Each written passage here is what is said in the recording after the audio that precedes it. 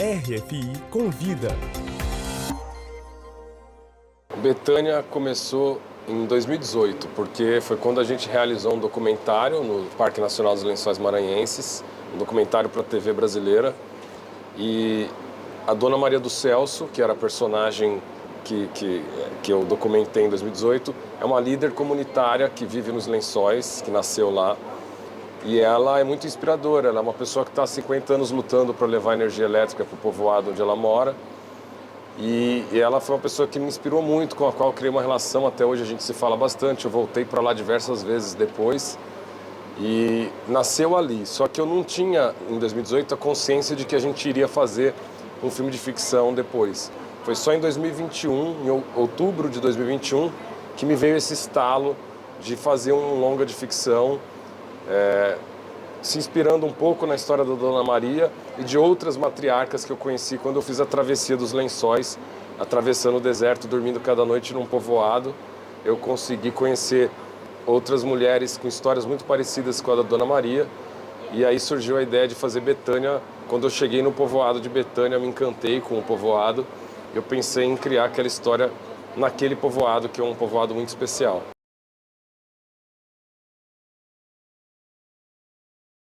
Eu tenho uma relação muito forte com a música jamaicana, com o reggae. Eu já estive na Jamaica filmando, na época que eu trabalhava na MTV Brasil. Desde criança, por influência da minha irmã, eu ouvia muito reggae.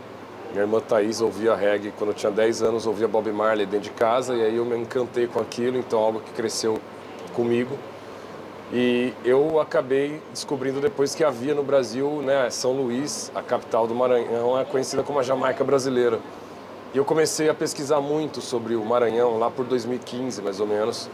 Comecei a ler e assistir todos os documentários que existiam e nutri aquele sonho de ir para o Maranhão. E aí eu fui várias vezes. Fomos em 2018 fazer o documentário. Voltei em 2019 para participar do Bumba Meu Boi durante o São João, em São Luís, que é uma coisa gigantesca.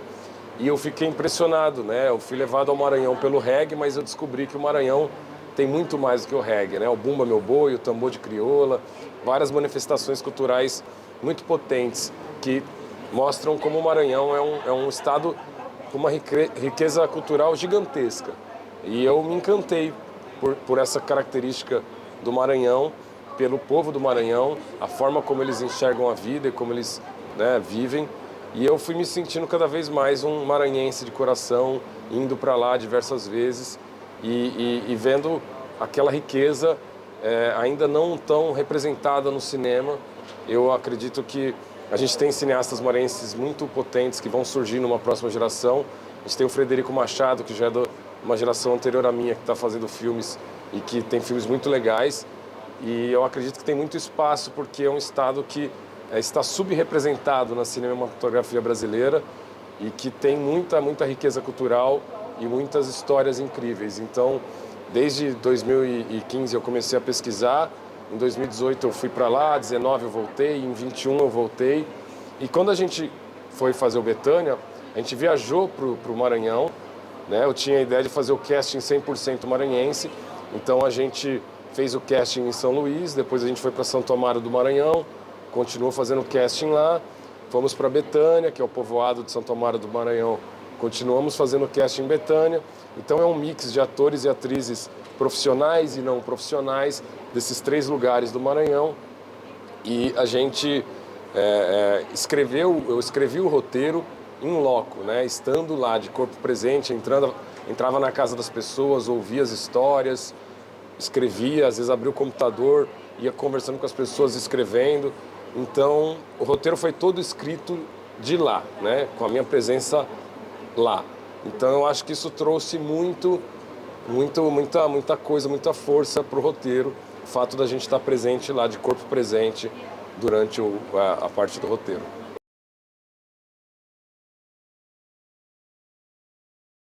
É interessante porque a gente partiu de uma base sólida, que era a Dona Maria do Celso, né, a minha inspiração maior, mas depois a gente conheceu Dona Maria do Zuca, Dona Maria Lúcia, Dona Marli, Dona Maria Chagas. E a Diana Matos, a atriz incrível que interpreta a Betânia, também trouxe muito da bagagem da história de vida dela, se inspirou muito na história da mãe dela, e a gente juntou todas essas experiências, essas histórias. A Diana Matos, ela pôde conviver também com todas essas mulheres que eu citei, e a construção da personagem veio muito desse encontro, desse encontro da história e da personalidade da Diana com a história e a personalidade de cada uma dessas mulheres.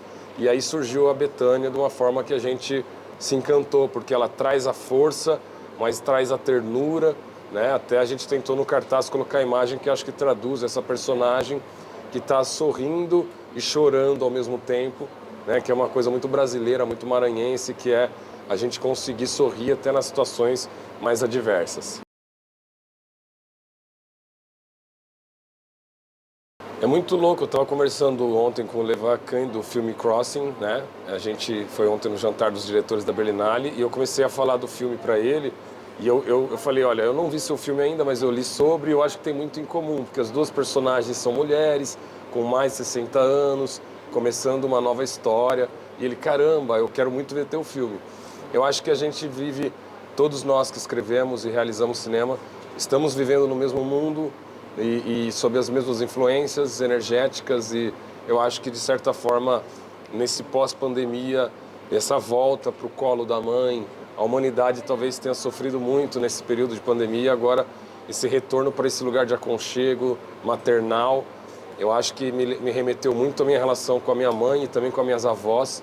Minhas avós já não são mais vivas, mas durante todo o processo de escrita eu lembrava muito delas, assim, da minha relação com elas, principalmente nas cenas da Bethânia com o neto dela, Antônio Filho. Eu me inspirei também na minha história de vida, na minha relação com as minhas avós, e essa relação afetuosa e de cuidado e de preocupação que uma avó, uma mãe num país como o Brasil sempre tem, né? Tem todo o lado do afeto, mas também tem a preocupação, né? E as relações vão se construindo em cima disso. Então, eu acho que foi uma coisa muito natural, assim, instintiva. E quando eu conheci Dona Maria do Celso, eu reconheci nela uma figura de uma avó. Eu falei, caramba, Dona Maria, eu não tenho mais minhas avós, então eu posso te adotar como minha avó? Ela falou assim, não, eu não sou sua avó. Para mim, você é meu caçula. E isso foi uma coisa que mexeu muito comigo, assim, ela ter me tornado um filho dela quase. A gente se fala o tempo todo. Ela pergunta como está meu filho, a gente manda foto, quando vocês vão vir para cá, quando ela precisa de alguma ajuda, tudo que eu posso fazer eu ajudo. E a gente vai estar lá em breve assistindo o filme juntos. Então, essa relação com todas essas mulheres que eu conheci nessa jornada, e com as minhas avós, com a minha mãe e com a Diana Matos, a protagonista, eu acho que me ensinou muito, assim.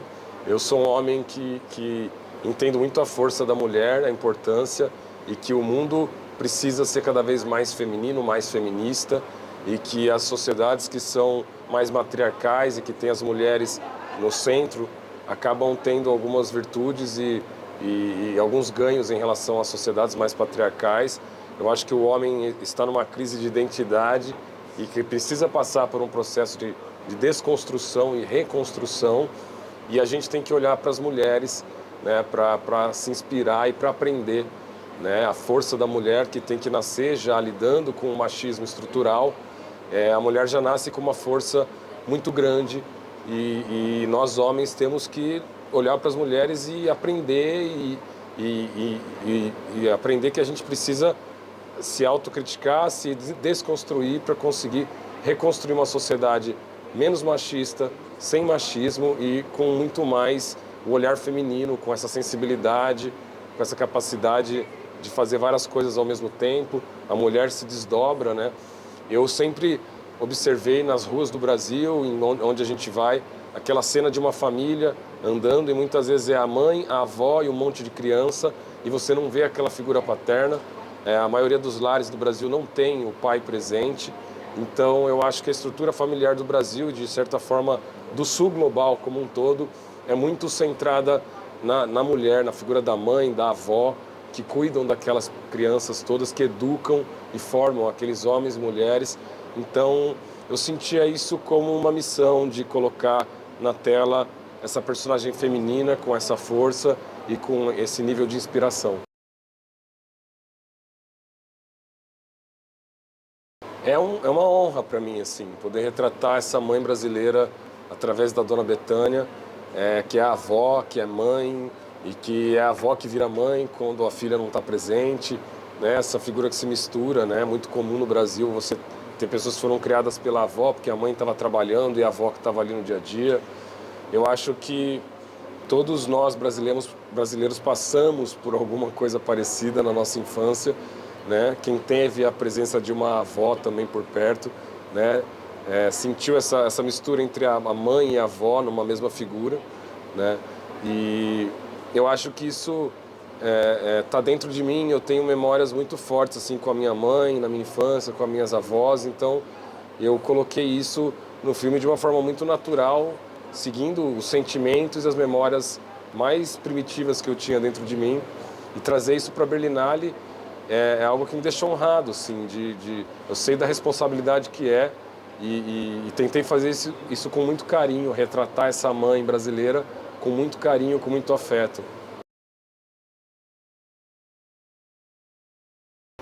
A gente percebe que os filmes eles têm um ciclo de vida longo, né? Quando um roteiro nasce até ele ir para a tela, aquilo demora de 4, 5, 6, 7, às vezes até 10 anos, né?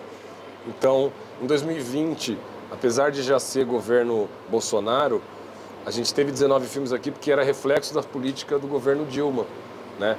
E agora, apesar de a gente estar no governo Lula, a gente está vivendo os reflexos do governo Bolsonaro. Então, acredito que a gente está numa fase de baixa produção, de baixa apresentação de filmes, de um número baixo de filmes aqui, como reflexo do desmonte da cultura e da arte durante o governo Bolsonaro. Acredito que nos próximos anos isso vai mudar, a gente vai começar a ter o reflexo do novo governo Lula, com o Ministério da Cultura restabelecido, com, né, a gente tendo esse volume de investimento que está sendo anunciado no cinema. Eu acredito que nos próximos anos a gente vai ter cada vez mais filmes, e a gente que está aqui agora, né, esses poucos filmes que estão aqui agora, representam essa resistência do cinema brasileiro que mesmo nos momentos mais difíceis não deixou de existir. Estamos aqui firmes e fortes, são poucos, porém filmes muito potentes que acredito que vão fazer a diferença nessa Berlinale. Aqui na Bretanha, canário não canta só, em cima daquela serra, já canta dos curiosos.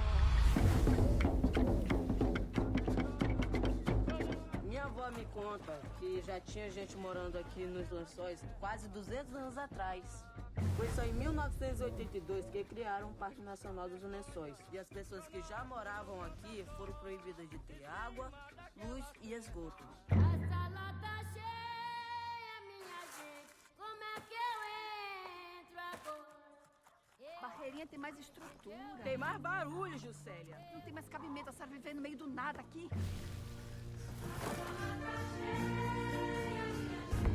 Que raio de pescador é esse, homem? Pescador não faz milagre, não. A gente precisa ter fé, mãe. Ter fé e trabalhar. Sonhar, a gente deixa pra sonhar quando estiver dormindo. A gente virá. Non, Sophie, là, on arrive de là, là. Vocês fazendo zoada no pé do meu ouvido, não consegui nem me concentrar direito.